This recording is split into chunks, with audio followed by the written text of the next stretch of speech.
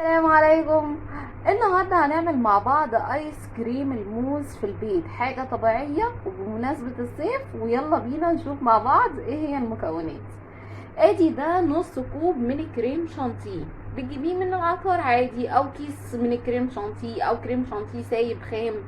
وده كوب الا ربع من اللبن البارد، اي نوع لبن عندك، معلبات، بلدي، نيدو، بس اهم حاجه تكون كوبايه لبن ساقعه قوي.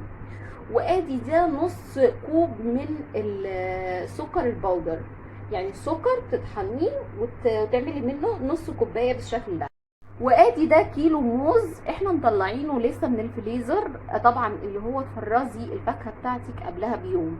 طبعا الايس كريم ده الثوابت معايا الثلاث كوبايات دول، ممكن تغيري نوع الفاكهه، تخليها فراوله، تخليها